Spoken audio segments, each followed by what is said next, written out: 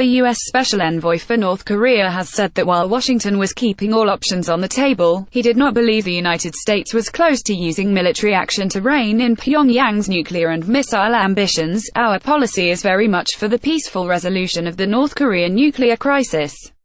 We've said over and over again that what we want to see is dialogue, Joseph Yoon said at a news conference in Tokyo on Thursday evening. Having said that, we also have said that all options are on the table, and by all options, it has to include military options, he said.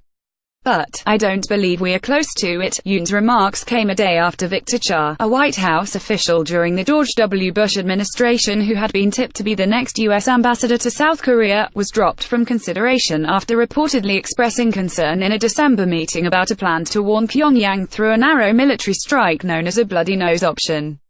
A senior government source said that while the option remained on the table, we recognize that the amount of disruption, chaos and disaster that would entail by any military option make it very difficult to exercise. The bloody nose option is not something that we have put on the table as a serious policy tool. On Tuesday in Washington, U.S. President Donald Trump lambasted the cruel dictatorship in North Korea for several minutes in his first State of the Union address, but failed to mention any diplomatic tack with a nuclear-armed country. This, coupled with Trump's fiery rhetoric and personal insults directed at North Korean leader Kim Jong-un, have raised questions over how serious his administration is about pursuing diplomacy with Pyongyang. Despite the growing questions about Trump's commitment to diplomacy, Yoon said there should be no confusion that the U.S. is completely committed to peacefully resolving the crisis. We've said many times over and over again, diplomacy is very much preferred, way more preferred, than any other option, Yoon said.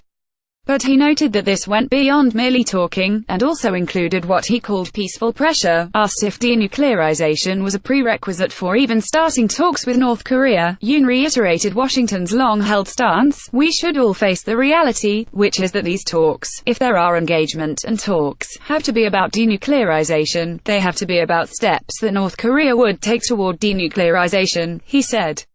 That is the basis for any real engagement with North Korea. Prime Minister Shinzo Abe, speaking at a meeting of the Diet's lower house budget committee on Friday, called the idea of acknowledging even some of the North's nuclear development a big mistake. Pyongyang has vowed never to give up its nuclear weapons as long as Washington and its allies continue their blackmail and war drills on its doorstep.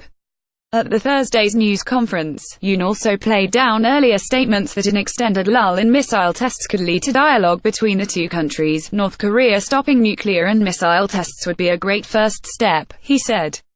But I don't think it's so important. 60 days, 90 days, 30 days, diplomacy is not conducted with smoke signals, Yoon said.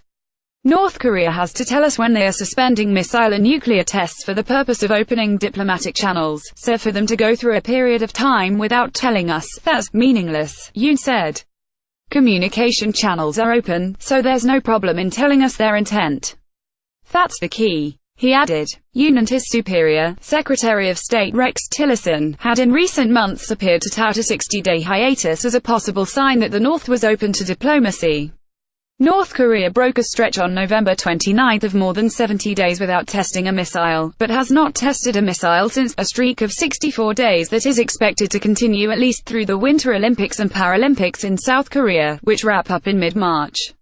The Trump administration has led a campaign known as Maximum Pressure that has seen Pyongyang slapped with the strongest UN and unilateral sanctions to date and has prompted a number of countries to join the US in isolating the North, diplomatically and politically.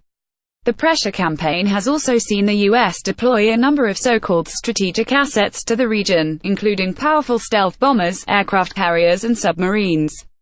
The North conducted a spate of missile launches last year, as well as its most powerful nuclear blast to date, culminating in the successful November 29 long-range missile test that Kim said had completed the state nuclear force.